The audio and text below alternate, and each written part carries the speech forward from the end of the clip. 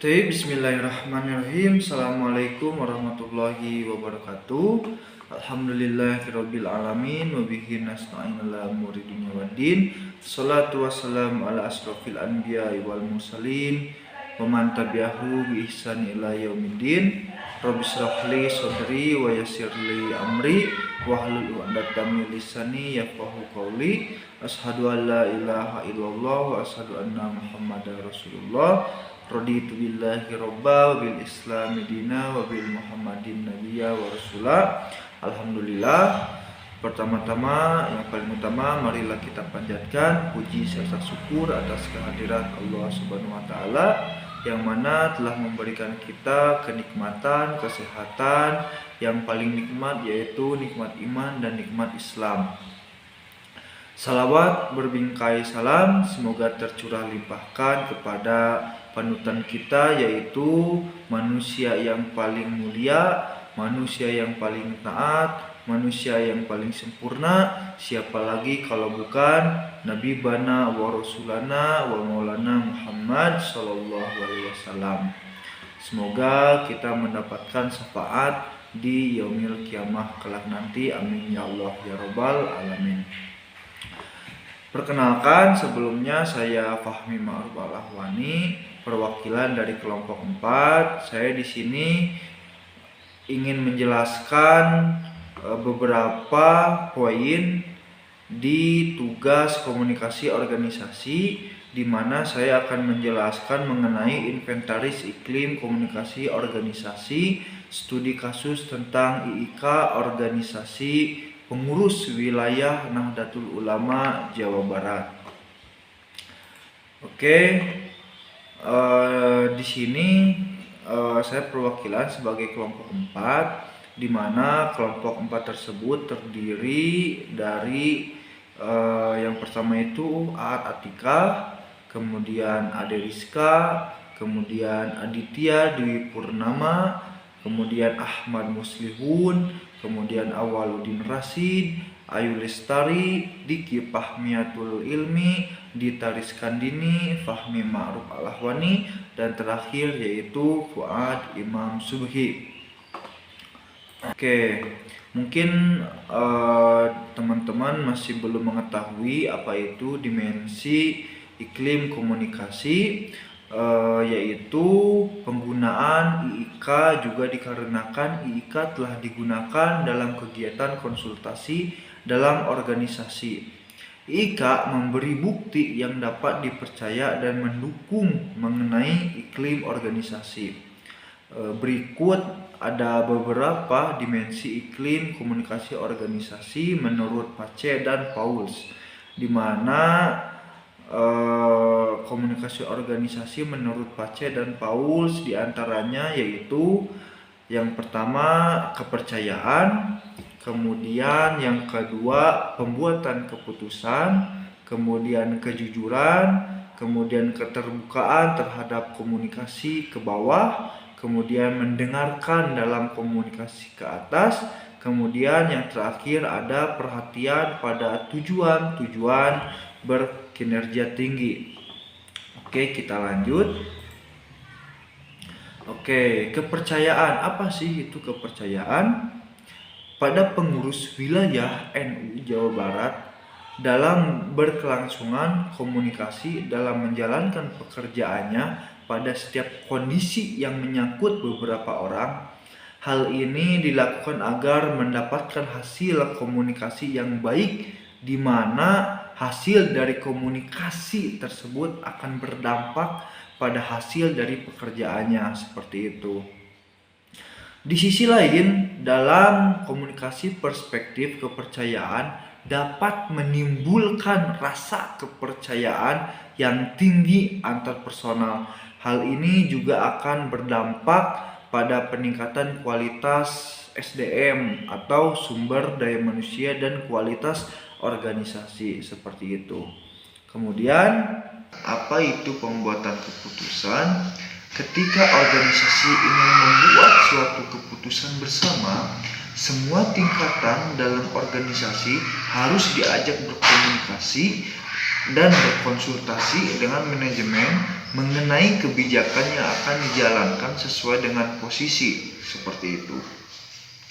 Setiap organisasi tentu sangat membutuhkan seorang pemimpin untuk bisa bertanggung jawab, terutama dalam hal pengambilan keputusan.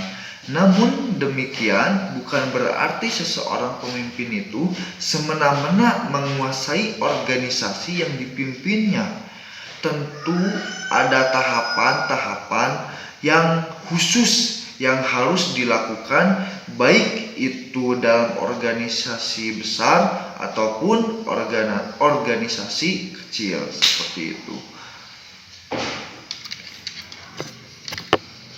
Oke, untuk selanjutnya, nah di sini ada kejujuran, di mana kejujuran itu sangat penting bagi seorang anggota atau seorang pemimpin ya, untuk memimpin sebuah organisasi ataupun memimpin sebuah perusahaan.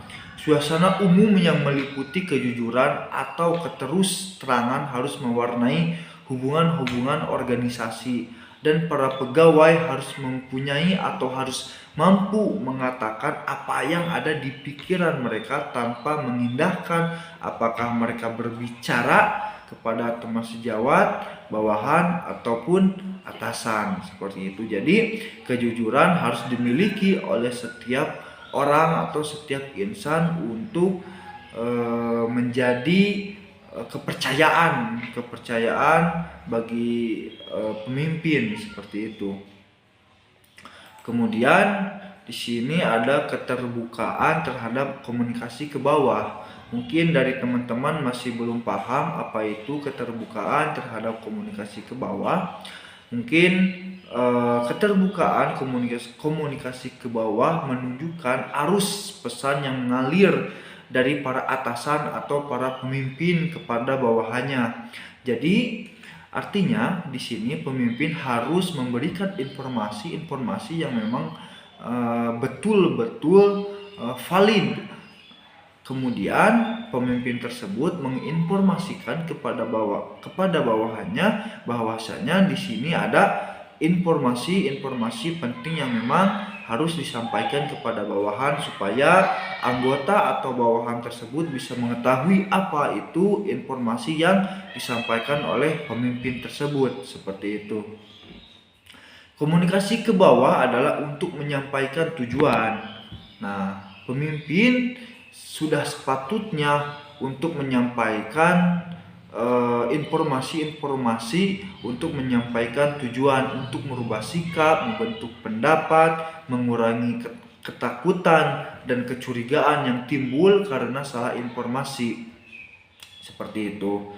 Kemudian informasi seperti ini juga harus dicerna apakah informasi yang diterima itu apakah sudah benar, apakah salah. Harus mencegah juga kesalahpahaman karena kurang informasi dan mempersiapkan anggota organisasi hubungan langsung dengan tugas mereka saat itu, yang mempengaruhi kemampuan mereka untuk mengkoordinasikan pekerjaan mereka dengan orang-orang atau bagian-bagian lainnya, dan yang berhubungan luas dengan perusahaan, organisasinya, para pemimpin, dan rencana-rencana yang lainnya seperti itu.